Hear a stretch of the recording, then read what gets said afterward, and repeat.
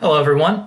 My name is Kevin Johnson, and I am a junior history major with a concentration in museum studies at James Madison University in Harrisonburg, Virginia. This presentation will cover a paper topic that I wrote for my History 425 Civil War class under Dr. Philip Dillard. The Civil War, as some of you may know, cost the lives of over 600,000 men from North and South combined over a 4-year period. And during those 4 years, I believe that men fighting a war struggled with the advent of new military technology harder than any other group of men during a war, either before or after the American Civil War.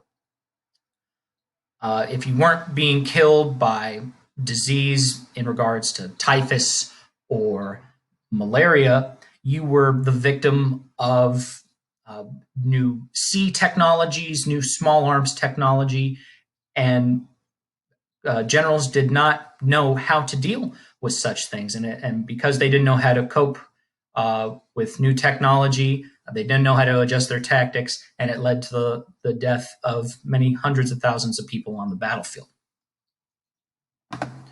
One of the most important new technologies that we see during this time is the evolution of a new bullet called the Minni ball, which was invented by French inventor Claude Minni in 1849, or only about 10 years before the start of the American Civil War. It was used first in the Crimean War, but really came into effect during the American Civil War. The new effective range of this bullet, fired from similar muzzle-loading rifles already being used by North and South, had a new effective range of about 300 meters instead of only about 100 meters, with a maximum effective range for an area target, or not just one person, being about 800 meters away, or half a mile. It could kill a man at half a mile if you were shooting at a large group of people. And the new round worked by expanding within the barrel of the rifled musket, and in doing so would trap more gas behind the bullet, which would be more energy used to make the bullet fly farther. And these rings that you see around the Minni ball helped it to catch the rifling that was inside of the barrel of these weapons, which would be used to make the bullet spin at a high rate of speed, which, just like a football, means it would travel more accurately. So now you have a bullet that travels farther, faster, and straighter, and it would have a great effect on the human body. Nowadays, modern firearms, if you get shot in the arm by a modern firearm, which has a copper covering on it, it'll clip your arm and fly off in a different direction because it's traveling much faster and doesn't weigh as much. But these bullets, when they hit bone, they exploded the bone, they overpenetrated and kept going straight. And that's why we had so many amputations during this time frame. Not only, if you were hit by this bullet, were you almost doomed to die, but you couldn't get close to an individual now. Now, where you could go up, fire your weapon, and then charge at an enemy with a bayonet or saber before they could reload and fire again, you can now reach out and shoot somebody who's 300 meters away. So the age of hand-to-hand combat weapons had died, but generals still did not get that message and still sent their troops in close range, and they were killed very easily before they even got close enough to their enemy to make a difference. More so than on land, we see new naval wartime technologies really come into modernity as we see it today. We all learned about the Ironclads when we were learning Civil War history very early on. So here with the U.S.S. Monitor, we see a ship that is now made completely out of iron. There's no wood on the ship, and it was the first vessel to do so. It had over 40 patentable inventions that were on the ship. It only sat 18 inches above the waterline, so it had a very low profile, unlike ships who stood many, many tens of feet above the waterline, making them very big targets. The only target that you can really make out of the monitor was this 9-foot tall pillbox, which contained its only 2 guns on it. There were only 2 guns on this ship, but that turret revolved, and they did so for 2 reasons. The ship was very, very long, and as such, it cannot turn around and do a 180 very quickly. So they wanted a gun crew who could make large deflection changes left and right in order to compensate for that lack of mobility. Also, when they were reloading the guns, which was very often, there's only 2 of them, they would turn the turret 180 degrees in regards to the enemy. They would reload their guns under the protection of having their backs and all that steel to the enemy. They reload, they turn, they fire again, and so on and so forth.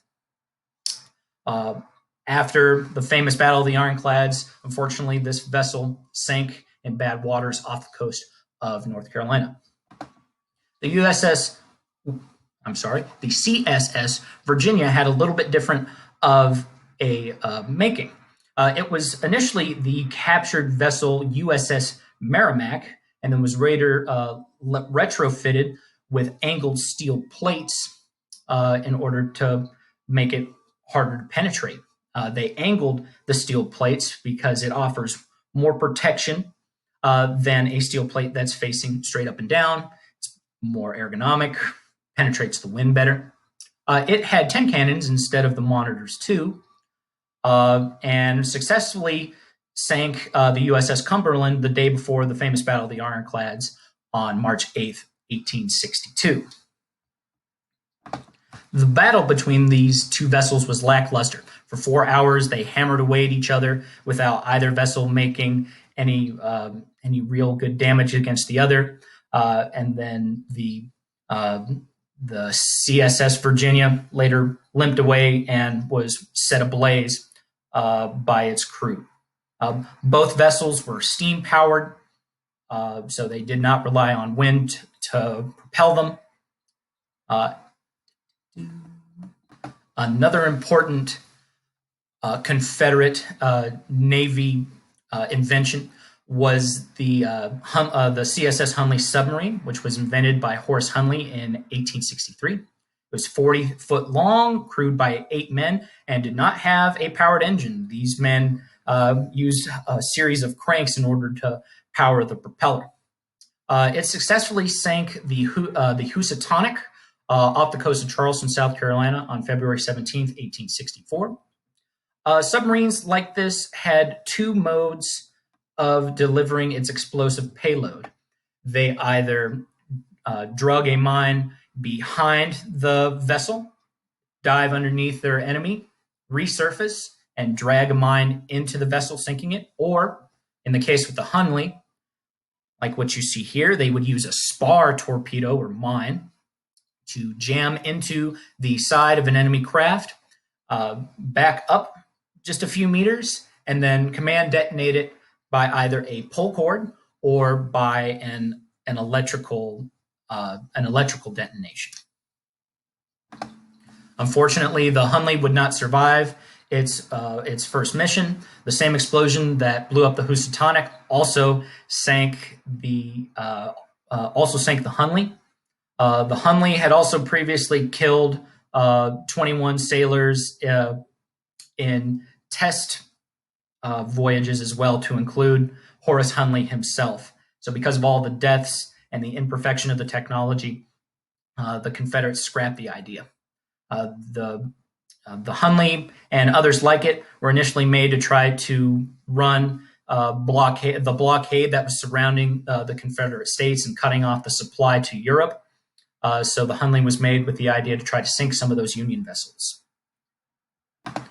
The importance of all of these vessels cannot be overstated. Both the Ironclads, again, were powered by steam and covered in iron.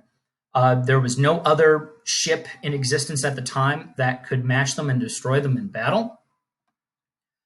And the Hunley was the first underwater vessel to actually sink an enemy ship, and it did so without a power engine or even a torpedo like the ones we know today. So in the midst of civil war, both sides were able to produce the paramount and pinnacle of sea warfare that we see today, which is vessels made of iron and submarines. There was nothing else in the world at this time that could match it, and they did so in the midst of internal conflict. So pulling everything together, we have a major crossroads between tactics and technology. No longer could you stand shoulder to shoulder with your compatriots and hope to run at somebody and take ground. You would be shot before you got close enough to an enemy to make a difference. We now have ships that could not be destroyed by conventional means. They needed to make new types of guns that could penetrate armor of that type.